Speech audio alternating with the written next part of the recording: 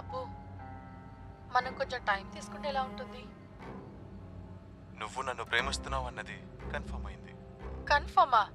Please నువ్వు అలా అనకు. నీ గురించి నాకు తెలీదా? ఒకవేళ నా ప్రపోజల్ నీకు నచ్చకపోతే నువ్వు డైరెక్ట్గా నా దగ్గర చెప్పేదానివి. ఇప్పుడు నువ్వు టైం అడుగుతున్నావంటే నువ్వు 90% ఒప్పుకున్నావని కన్ఫర్మ్ అయింది.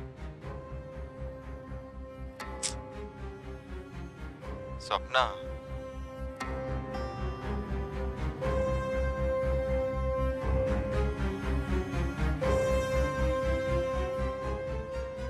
థ్యాంక్స్ రా. It was one of the best days in our relationship. It will be remembered for ever. నువ్వు ఇంత ఓపెన్గా అందంగా ఎప్పుడు అసలు మాట్లాడలేదు తెలుసా?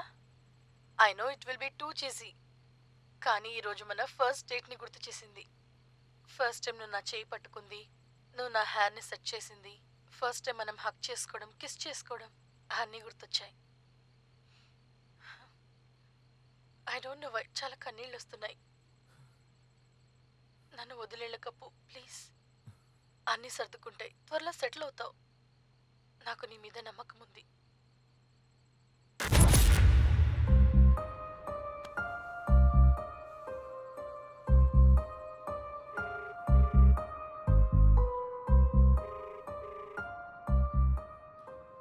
ఏంటి అబ్బాయి గారు ఇంత ఉదయాన్నే కాల్ చేశారు?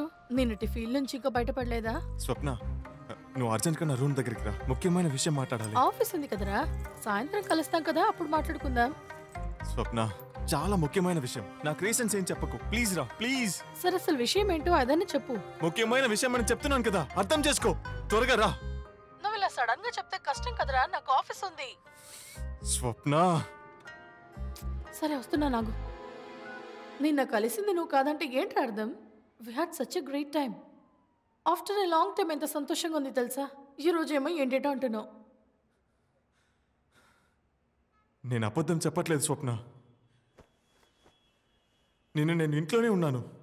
యాక్చువల్లీ నేను మీ ఇద్దరిని ఆఫీస్ దగ్గర చూశాను. నేను నీకు చాలాసార్లు ఫోన్ ట్రై చేశాను. ఫస్ట్ టైం రింగ్ అయింది, దాని తర్వాత స్విచ్ ఆఫ్ అయింది. స్టాప్ కిడ్డింగ్ అప్పు. ఇది చెప్పడానికైనా నన్ను ఆఫీస్కి వెళ్ళకుండా చేసావు?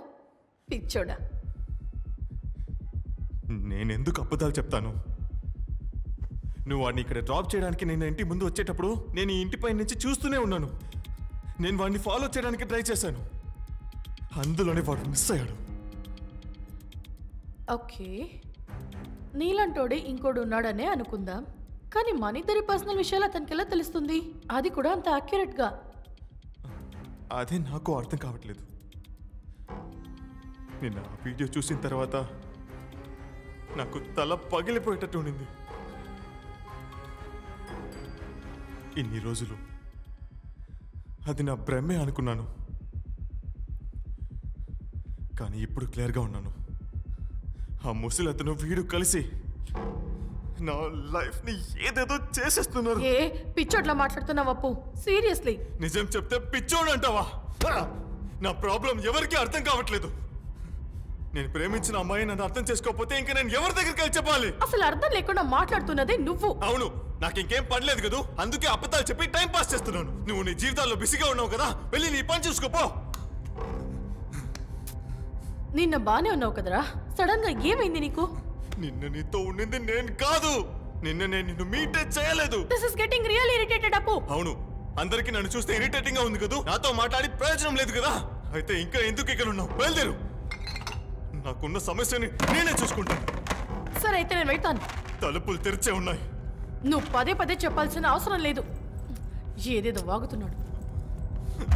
సారీ స్వప్న, సారీ సారీ సారీ. నాకేం చేయాలో తెలియట్లేదు.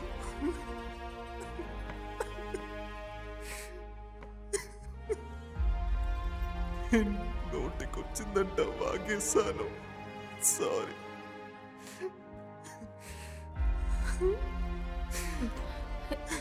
చూడు, ఏడవకు, కళ్ళు తుడుచుకో. అసలు 2-3 రోజులుగా ఏం జరుగుతుందో నాకు తెలియట్లేదు.